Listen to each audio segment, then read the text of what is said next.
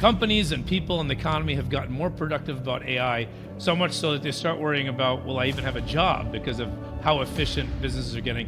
What does that mean for the US economy, and what does that mean for investors and for employees too? Tune in today for this Altimetry Authority show. Let's talk earnings and favorite pastimes. So let me just say, earnings Wall Street That's why do they 2.5x because their compensation earnings. goes up. Wall Street's wrong again.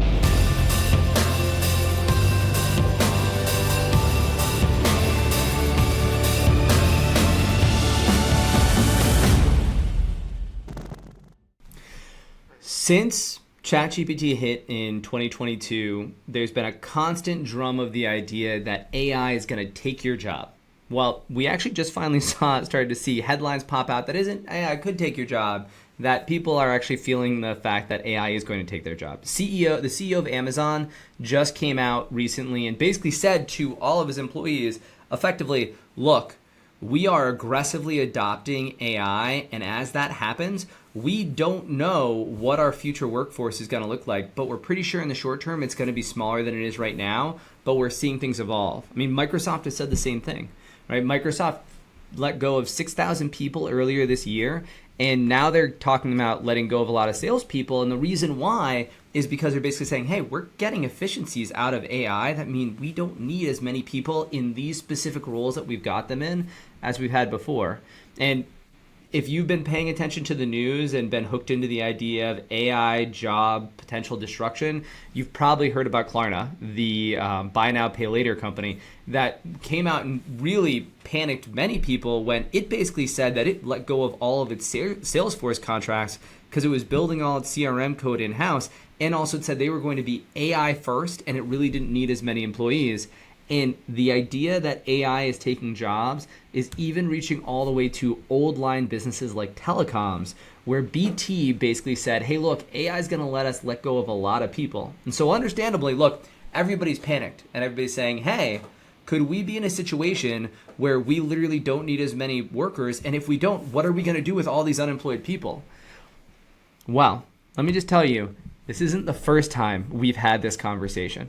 So ironically using ChatGPT, went and actually asked, what are other examples of this? Joel, you may have, did you double check whether or not my work was right?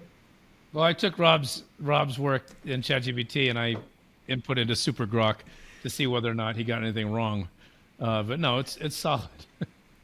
Mind you, both of us previously would have asked a junior analyst to do this, which we've got plenty of at Altimetry, but we used our AIs to do it. So a great example of what people are worried about. But if you look here, right, you got mechanization, right, worrying people about losing jobs. You've got assembly line worrying about people losing jobs. You've got automation robotics in the 1950s to 1980s basically saying, hey, are we not going to have any more factory workers? What's going to happen? And then office computing basically saying, hey, are we not going to need any more accountants? By the way, Joel, that was a hilarious take for people to have, that we weren't going to need any more accountants because of Excel. Would you say that's fair?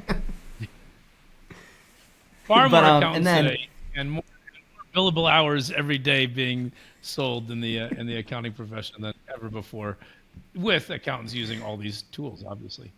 Right, exactly. Again, the idea is a lot of this stuff leads you to do more of it, not less, and so you end up not needing those many people, that you losing that many jobs as you might, and you create a lot more jobs. Globalization in the 1990s and 2000s, and the internet, and then now we've got AI and machine learning, and people are saying, what's going to happen next? Well, look, there's a reason why people have these fears, right? So this is manufacturing jobs in the U.S. from just first 1940 basically to 1980, and you can see from 1940 to 1980. Especially, in the midst of World War II, and then basically the explosion of industrial demand that we had after World War II, with basically the U.S. in terms of the rise of the middle class and what we've called one of the first big supply chain super cycles, rebuilding of Europe, and then just the building of a middle class that could consume all this. We saw a surge in manufacturing jobs in the U.S. Well, and then what happened, right? What we talked about between globalization and automation, look at what happened to manufacturing jobs after this. That's a terrifying story, right? I mean, that says, wow, yeah, maybe we might be looking at this happen. Well, that happened for manufacturing, but did we literally see the unemployment rate for the U.S. skyrocket to untold levels by 2000 and 2010? Of course not. here's what employment looked like in the 1940 to 1980 level, right? All employees rose, just like what happened for manufacturing specifically. Well, when manufacturing was having its disruption, here's what happened to overall employment. Overall employment continued to rise. We continued to create a lot more jobs, because the important thing that happens when we see this kind of disruption is some industries do get changed, but we find new things to do, right? I mean, look, if all this stuff was going to work, we would have gotten Joel to Keynes' 15-hour work week a long, long time ago, right? Which unfortunately we haven't had now.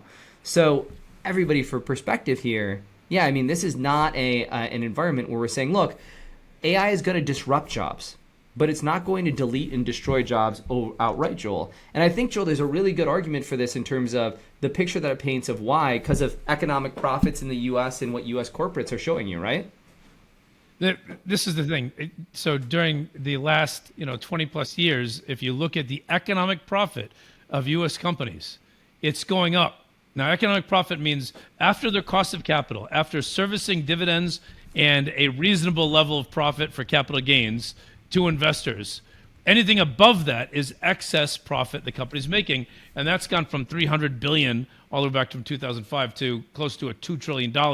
And this doesn't even include the financials, right? The big financial firms. This is just the non-financials, meaning the other 125 industries of the 127 industries that are out there. So when you look at this economic profit, it says, all right, so companies get more and more profitable. This means they're also selling more. That means there's more revenue. That means they're also hiring more people. They just might not be hiring in the areas that are getting more efficient. They become more efficient. That allows them to price things better. That allows them to spend more on innovation, R&D, and then people get jobs in other areas. Right. And that allows them to pay people more also, right? Because if you look, right, there's this narrative of, oh no, basically, are any of these innovations going to mean we just don't need to pay people as much? This chart here is what real, so after adjusting for inflation, wages and salaries for worker, median weekly real earnings are from 1980 to 2025. Right, as we were seeing, the theoretical disruptions from from what was going on from globalization and the internet, we saw, right, real average wages rise. As we saw everything going on back here, which is right, I mean, China and everything else, we still saw real wages rise. Even as we're seeing AI adoption, we're seeing real wages rise. And so everybody talking about this idea that AI is going to wipe out everybody's job and that AI is going to basically crush our ability to earn money and everything else just is not the truth. And it comes out, Joel, also in terms of, it's a good perspective to have from an income perspective. Sorry, go ahead, Joel. One of the things we've been saying is because our people, we've got well over 100 staff, and sometimes they say, is they going to take my job? Like, no, but someone with AI is probably going to take your job at some point. Mm-hmm. In fact, I can say that as a firm. Is AI going to replace our firm, replace the analysis we do? I don't think so. There's no way. Every day I ask ChatGPT or ask Super Grok or whatever questions that our investors ask us, and it always gives bad answers, right? Now, that said, would a firm with AI be able to beat what we're doing if we never adopt AI? No question. No question. Every firm has to be an AI firm. Now, one of the ways to think about companies is to say, what does the economic profit mean? There's a cost of capital, but what is the excess profit the company makes over and above investors giving them money, right? That's the real economic profit. Well, for people, there's a similar number, and it's called disposable income. Because the first thing people say is, well, wages may be going up, but the cost of things is going up. And we're like, well, this is adjusted for inflation. I'm like, yeah, but some things, the cost of things increase faster than inflation over time, particularly like rents over the last several years, right? And lots of other areas. So when you're looking at that, these prices increasing, what do they say?